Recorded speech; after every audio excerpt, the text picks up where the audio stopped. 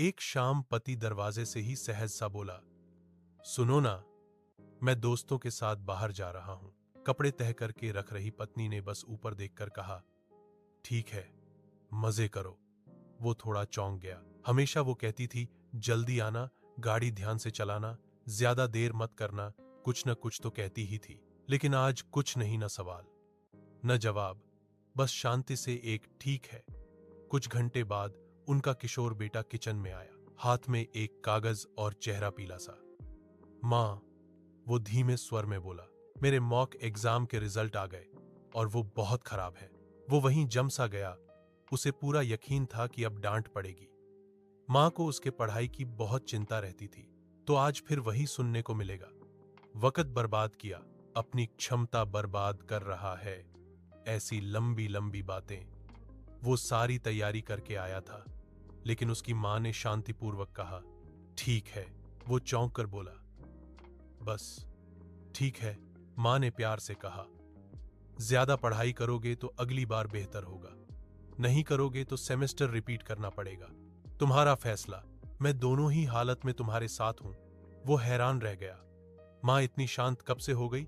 दूसरे दिन दोपहर में उनकी बेटी घबराते हुए घर में आई। हॉल में थोड़ा रुकी और बोली, मां, मैंने कार को टक्कर मार दी। बहुत बड़ी नहीं है, लेकिन डेंट आ गया है। मां ने न डांटा न चिल्लाई, कुछ भी नहीं। वो बस बोली, ठीक है, कल गाड़ी वर्कशॉप में दे देना। बेटी ठिठक गई, बोली, मां, तुम्हें गुस्सा नहीं आ रहा? मां ने हल्की सी मुस्कान दी और बोली, नहीं, गुस्सा करने से कार ठीक तो होने वाली नहीं। अगली बार गाड़ी संभाल कर चलाना।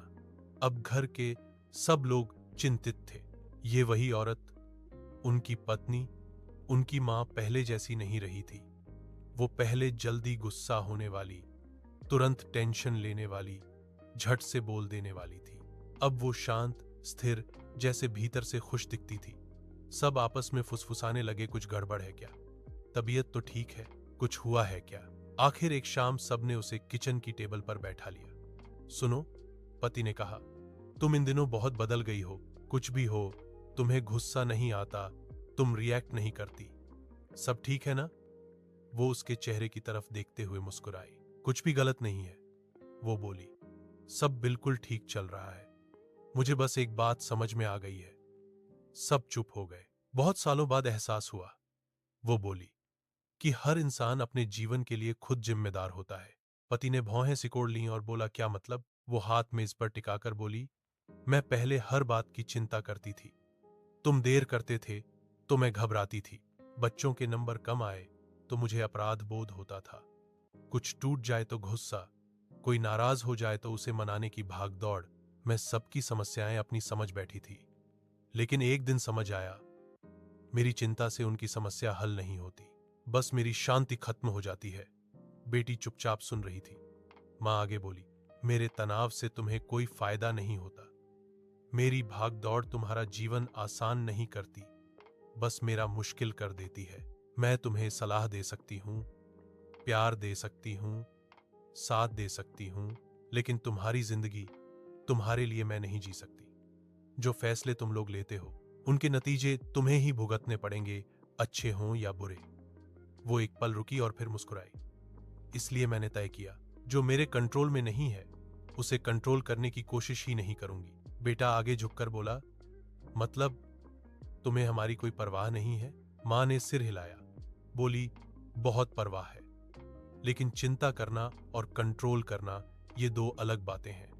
मैं तुम सब पर ममता लुटा सकती हूं, पर उसके लिए अपनी शांति खो देना ठीक नहीं। घर में सन्नाटा था। वो तीनों को प्यार से देखते हुए बोली, मेरा काम है तुम्हें प्रेम देना, मार्गदर्शन करना और जरूरत पड़ने पर तुम्हारे साथ खड़ा रहना। लेकिन तुम्हारा काम है अपनी जिंदगी खुद संभालना, फैसले लेना, उनके नतीजे उठाना। इसी तरह हर इंसान बड़ा होता है। वो शांत अंदाज में पीछे को टिक गई और बोली, इसलिए अब अगर कुछ गलत भी होता है तो मैं खुद को याद दिलाती हूं, ये मेरा ठीक करने वाला मामला नहीं है। मैं शांत रहूंगी, तभी तुम इससे सीखोगे, क्योंकि जिंदगी ऐसी ही है, सबको सबक सिखाती हुई। कुछ देर तक घर में पूर्ण शांति रही, लेकिन माहौल बदल चुका था। पति ने उसका हाथ अपने हाथ में लेकर कहा, आज तुमने हम सबको बहुत कुछ सिखा दिया। मां मुस्कुराई, बोली शायद, लेकिन ये बात मुझे पहले खुद को ही सीखनी पड़ी।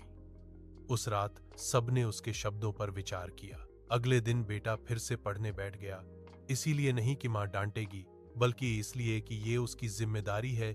ये बात उसे महसूस हुई। बेटी ने खुद ही कार की मरम्मत की बात की, इंश्योरेंस की प्रक्रिया समझी। पति अगली बार बाहर जाते हुए खुद ही फोन करके बताने लगा, मजबूरी में नहीं, बल्कि उसे खुद ऐसा करना सही लगा। और धीरे धीरे घर पहले से ज्यादा खुशहाल लगने लगा। अब कोई इस सोच से दबा हुआ नहीं था कि अगर गलती हुई तो डांट पड़ेगी। इस कहानी से शिक्षा मिलती है कि जब हम दूसरों की जिंदगी को नियंत्रित करने की कोशिश छोड़ देते हैं और केवल मार्गदर्शन, प्रेम और सहयोग देते हैं, तब घर में तनाव नहीं, बल्कि शांति व खुशहाली पनपती है। हर व्यक्ति अपने निर्णयों और परिणामों के लिए स्वयं जिम्मेदार होता है। हमारी चिंता किसी की समस्या हल नहीं करती, बल्कि केवल हमारी शांति छीन लेती है। जब एक व्यक्ति शांति को अपनाता है तो उसका प्रभाव पूरे परिवार पर पड़ता है। लोग डर से नहीं, बल्कि समझ और जिम्मेदारी से व्यवहार करना सीखते हैं। सदैव प्रसन्न रहिए, जो प्राप्त है वो पर्याप्त है।